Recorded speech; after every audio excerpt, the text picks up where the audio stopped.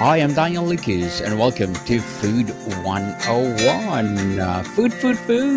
People. Let's talk about food. And today I have my special guest. He is the founder of CEO of 5 Steps a Day, no other than Dr. Len Lopez. Daniel. Welcome, Dr. Len. And can you please introduce more about yourself that I miss? Thank you, Daniel. Thank you for having me on your show again. As you said, I'm Dr. Len Lopez, and probably for the last 25 years, I've kind of made my name helping people learn how to eat right and train smart. So maybe we'll talk a little bit about that. Especially in the last couple of years, I've kind of evolved to maybe try to help people just track not just how they're feeding their body, but how they're feeding their mind and spirit. And so I created a little app called 5 Steps a Day. It's a simple way to track how well you're feeding body, mind, and spirit. So hopefully today we can talk a little bit about the importance of not just eating, guys, because it's not just what you eat. The real question is, are you digesting and absorbing the food? And I say that because over the years, I've had so many people struggling with digestive issues. And unfortunately, for a lot of people, that's kind of a minor irritation. And they don't wait until the hormones get out of balance. You know, they get some kind of a chronic ailment or some other kind of disease that they really don't like and everything. But they don't do anything about the digestive issues that are really the root cause, kind of like the first domino that falls, that could be a cause of some of the health complaints that somebody could be dealing with right now. Dr. Len, thank you so much for sharing your knowledge and wisdom to the world. And tell us, what are the major cause of indigestion in our stomach? Well, it's really it's a two-part answer. Or I always tell everybody, are all the digestive issues, whether it's bloating, gas, indigestion, diarrhea, is it because what you ate or how you ate? Meaning, are you eating all the wrong foods, or are you eating on the go, on the run, in the car, in a hurry? Because maybe you're eating the right foods, and I say that because a lot of the patients over the years I've worked with, they're eating all the right foods, they're doing it right, but they're eating always on the go, on the run, in the car, in a hurry. And I just have to stress with your audience here is that if the only thing you should feel after you finish eating is less hungry. If you get bloated, gassy, burpy, sneezy, poopy, that's a sign your body didn't dig what you fed it. And that's why it's just kind of erupting inside your body. And if it's erupting inside your body, you're really not going to do a good job of extracting all those important nutrients that are going to help strengthen and protect your body. So again, it's not just what you ate, but how you're eating. And again, that's the part that unfortunately there's not a simple pill you can give somebody to teach them how to sit, eat, and relax. But that is such a crucial part of just overall health and wellness. Sit and relax. So, Dr. Len, what are the good food for our stomach that does not create indigestion? Well, I always tell everybody the good food for your stomach is first off something that's not going to irritate your stomach. And here's what I tell everybody, especially right now, because I know there's a lot of people who are eating more protein, right? Because Mm-hmm. protein there's a lot of great benefits with protein. Yes, it's the source, the building blocks of adding lean muscle to your body. But protein also, you need hydrochloric acid. You need acid to break down protein. And if you're taking acid blockers or taking antacids because you think that's what's causing your irritation, and you're also eating protein, you don't break protein down without acid. And this is the common headache I see so often with patients is that they're wolfing down more protein in hopes that it's going to help improve their metabolism and improve their body's ability to burn fat, which it will. but at the expense of you're not breaking down that protein properly. And what's really bad about protein, if you don't digest it, Daniel, and I'm sure a lot of your audience are very well of the good and bad bacteria that we always talk about that in your intestine, kind of the lower GI. But in the upper GI in your stomach, if you're eating a meal and you're not breaking down that protein because you're eating on the go, on the run in the car, that protein is going to run through your small intestine, large intestine, and it's going to be rotting and putrefying and just emitting all that dead stuff into your lower bowels, and that's what further complicates people's health issues. And again, people are good at dealing with it because it's kind of a minor irritation. I feel a little bloated, I feel a little gassy, I need to run to the restroom. But unfortunately, as I said, it's that very first domino for a lot of health issues, that their digestive issue is not working properly. And because of that, they're not getting the nutrients they need to help overcome whatever malady that they're struggling with. Dr. Len, we often think of indigestions as just a heartburn, but it's a complex suite of a symptoms. What is actually happening inside our digestive tract when we're experiencing the full bloated, uncomfortable feeling? Okay, that's a great question. And here's the simple way of looking at it. When you eat your food, right? Or let me say it this way: your body has two systems. One's called the fight or flight system. I'm sure a lot of people have heard of that one. The other one's called the resting digesting system. Now, the fight or flight system they're kind of like a teeter totter. When one is on, the other one is kind of turned down or turned off, and then vice versa. When you are ready for bedtime, ready to go to bed at night, your fight or flight system isn't turned on. And then when you're out there racing to get to the office, racing to get to work, whatever that has you moving, going, and hustling, that turns on. In your digestive system, they can't be both on. As I said, they're like a teeter-totter. And so if one is on, the other one is down.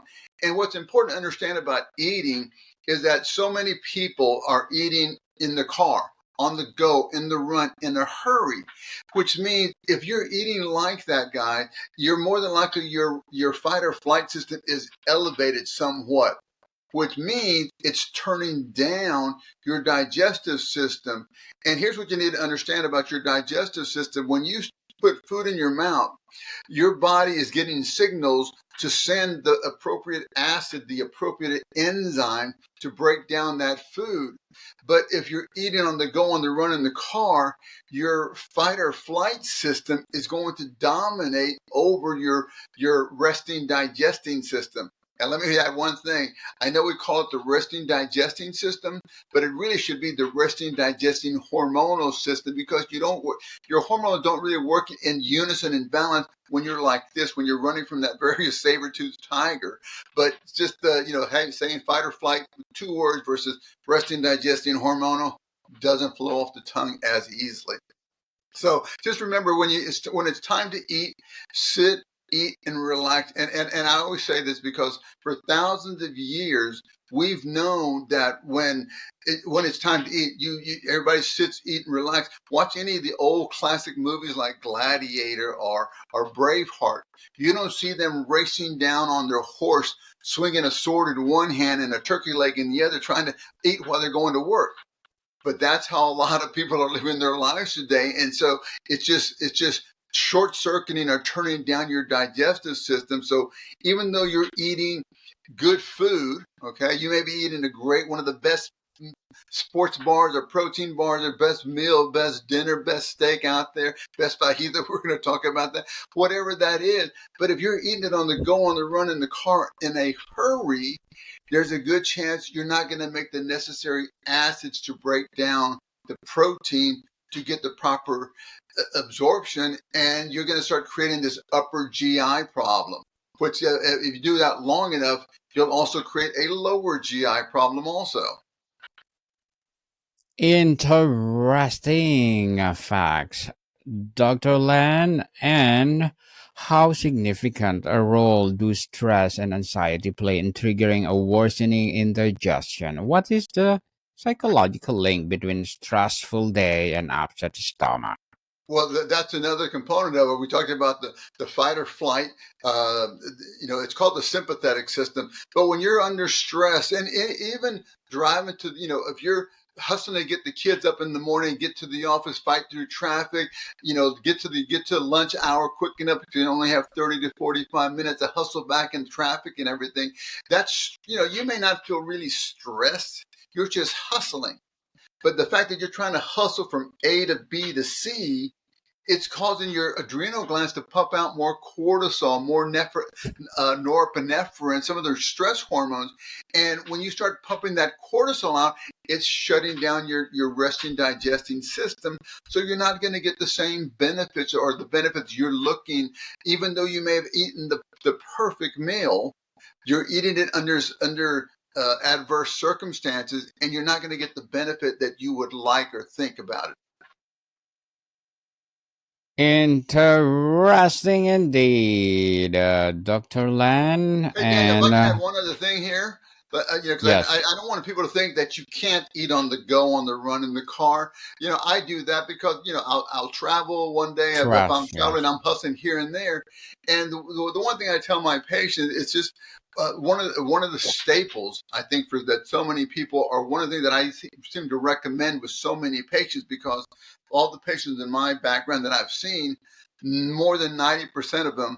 Or let me say this, those that are not complaining about sports injuries, the people that are not complaining about sports injuries, those that are complaining about headaches, fatigue, irritability, hormonal imbalances, things like that, what they need to do to make sure they're getting proper utilization of their foods because they could be eating on the run in the car all the time, digestive enzymes.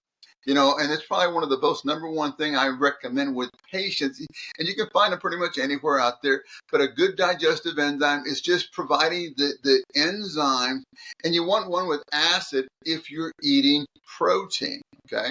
But so those enzymes will just provide to your body, your stomach, the stuff that you're not providing because you're eating on the go, on the run, in the car.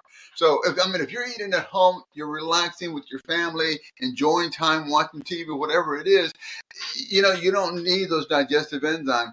But if you're eating on the go, on the run, in a hurry, in the car, you're not allowing your digestive system to kick on. So you need to support it. You need to supplement it. And on those occasions, a good digestive enzyme could be very, very helpful. Dr. Lan, beyond food, what is the surprising lifestyle habit that can dramatically contribute to indigestion that most people don't consider? Well, another one, kind of staying in that same attitude, is drinking too much liquid. So Mm, often people, if you drink liquid, a lot of liquid, and I'm not saying don't drink anything, but 4 to 6 or 8 ounces of something is fine. But when you drink cold liquid, and I'm just as guilty at times having a cold refreshment, something made with hops and barley in there. But if I'm having a cold drink, but if you keep putting so much cold fluid in your system, what it does, it causes the internal mechanism, your pancreas and everything, your stomach, to kind of constrict a little bit so you're not going to produce as much of those enzymes and acid. But on top of that, Daniel, here's the thing, because you'll go to a restaurant or somewhere to eat and everything, and you may order like a soft drink or an iced tea, and it's like, 60 ounces of liquid.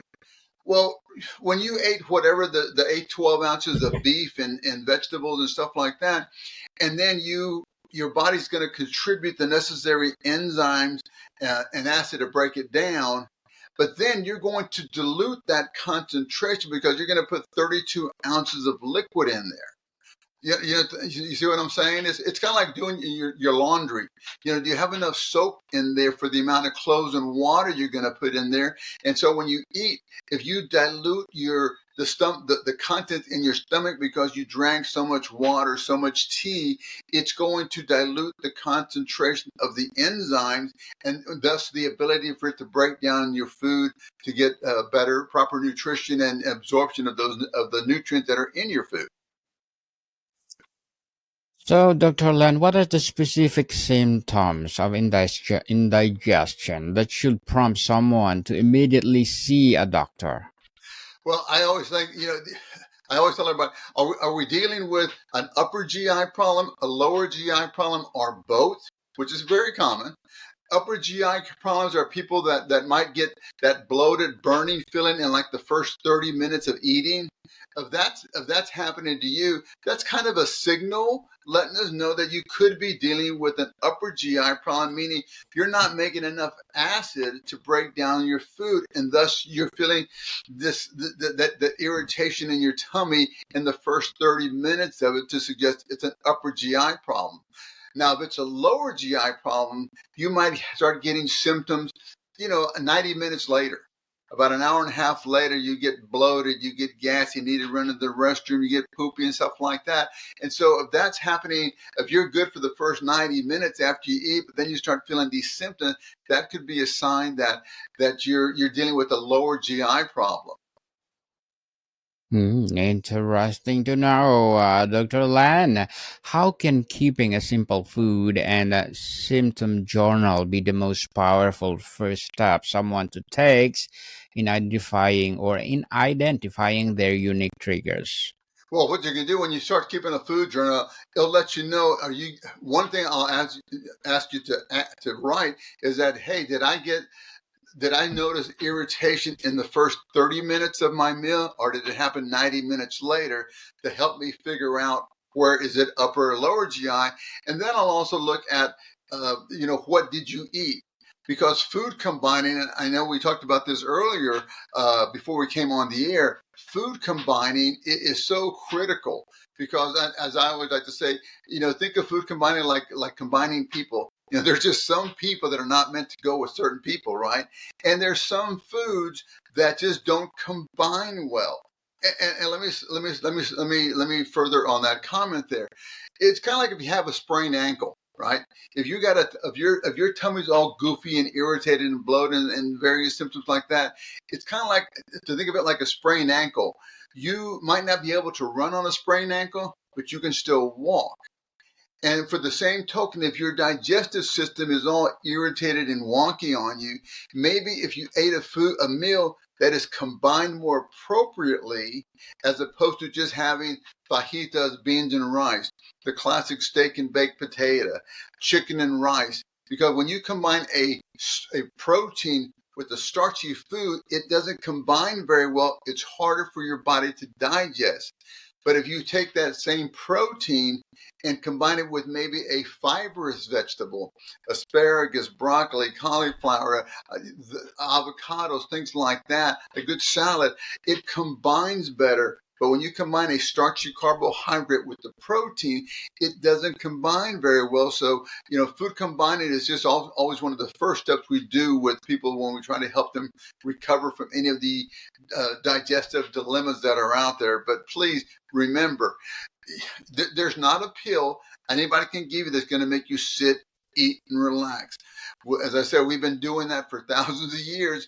You have to learn how to make sure you're going to sit, eat, and relax to allow your digestive system to do its job. And if you're not going to that time, and believe me, I'm guilty of doing that as well, that's when I use digestive enzymes to help make sure that I'm contributing the necessary enzymes and the necessary acids to break down the food, because my body is not going to do it because I'm on the go, I'm on the run, I'm in the car. And Dr. Lan, before we continue our discussion for today, can you please tell us what is the 5 steps a day? Uh, Well, I appreciate that the question. And 5 steps is something I created because, as I said, for the first 25 years, I was helping people learn how to eat right and train smart. And I was being interviewed for another magazine one day, and I shared with them 5 steps a day because they wanted to do a story on body, mind, and spirit. And it's something I created years ago, and it's just a simple way to track how you feed your body, how you feed your mind, how you feed your spirit. I think a lot of people are real familiar with tracking their steps, right? Their physical steps, are closing their rings on their watch to make sure they did something physical. But what about it? What are you doing for your mind? What are you doing for your spirit? 5 steps that takes you 2 minutes. It's just a to-do list. Did I eat right? Did I do anything physical? Did I think better today? Did I give myself some positive words of confidence for myself and build myself up? Or did you eat the junky mental food? Because, we've always heard you are what you eat. Also true, you are what you think. And so what kind of thoughts are you feeding your body? And at nighttime, when you go to bed, do you fall asleep and dream about tomorrow and think where you want to be tomorrow, next week, next month, 5 years from down the road? I mean, so, or do you just fall asleep with the remote control in your hand, or worse, your cell phone? And then, lastly, your spirit. Are you doing anything to strengthen your spiritual muscles? Because to neglect one or two of these aspects of your life, your body, your mind, or your spirit, it's kind of like that three-legged stool. If you have 3 legs and they're about the same length, there's always some great balance there. But if one leg is really strong and the other 2 are weak and flimsy, or one of them is weak and flimsy, you're still not going to get that balance. So I encourage you, go check out 5 Steps a Day. It's a free app you can download. It'll just help you track how you're feeding body, mind, and spirit. Hopefully within the next couple of weeks, we will have the additional to-do list on there, as well as it having to be a journal, online journal for you as well. So thank you for asking, Daniel. Yes, indeed. And Dr. Lan, before we wrap up our discussion for today, I'm inviting you to please listen to my other podcast, people. My other podcast, because my abstract essay is already in 5th season, abstract poetry in 2nd season, and my book 101 review in 5th season too. Comedy 101 in 2nd season, and my food 101 in 5th season as well. Geography 101 in 4th season, and my baby podcast Law 101 and mental health 101. Love letters in 3rd season, and movie 101 review and music 101 in 4th season, and science 101 and sex 101 in it for season. Please listen to them wherever you listen to your podcast. So, Dr. Len, tell us, is it a goal to never experience indigestion again, or is it about building resilience of knowing how to manage it effectively when it does happen? Well, it should be a goal because, as I said earlier, the only thing you should, I call it eat right and train smart. And eat right, there's 3 principles. And the first principle of eat right is do no harm to your tummy. Just because you ate it doesn't mean you absorbed it, doesn't mean you broke it down. You have to, as I said, the only thing you should feel after eating is less hungry. If you're bloated, gassy, poopy, sleepy, or sneezy, that's a sign that your body didn't dig what you fed it. And this could be the first domino that starts falling, that's going to start affecting your health. And then, unfortunately, what I've seen over the years is that most of my patients that come in with some of these chronic ailments and chronic diseases that we've helped them with, that was kind of a nuisance for them, having the indigestion. They were more concerned about their Crohn's or lupus, their osteoporosis or anything else they were concerned about, because that was more fearful. Being bloated, being gassy or poopy was kind of a nuisance for some people, but it really is that first domino that needs to be addressed, because if you're not absorbing the food, if you're taking the best vitamins and the best supplements and having the best meal, but every time you eat it, you get bloated and gassy. I mean, you're not getting the real value out of it. It's like using really cheap wood to build your house instead of some of the better wood that give you that great foundation. Dr. Land, thank you so much for sharing your knowledge and wisdom to the world, and hoping for more 5 steps to come. So can you please invite our listeners to support your advocacy, your projects, your anything that you want to promote? Well, I appreciate that. And yeah, if you're struggling, as I always say, if you're caught somewhere in this vicious cycle, whatever that cycle is, whether it be the job not going, the relationship not going the way you want it to, your advancement in career, your spiritual walk, your health, check out 5 Steps a Day. Hopefully, by just tracking how you feed your body, how you feed your mind, how you feed your spirit, can help move you from that vicious cycle into that virtuous circle. 5 steps a day. Check it out. And in the next couple of weeks, we should have a to-do list to go with it to help it out as well. It's just a journal that goes with it too. Thank you so much, Daniel. You're most welcome, Dr. Len. Yes, people, let's support Dr. Len Lopez because if you support him for sure, more and more empowering 5 steps a day to come. So, Dr. Len, thank you so much for your time. Thank you, Daniel. More to come, people. See you soon.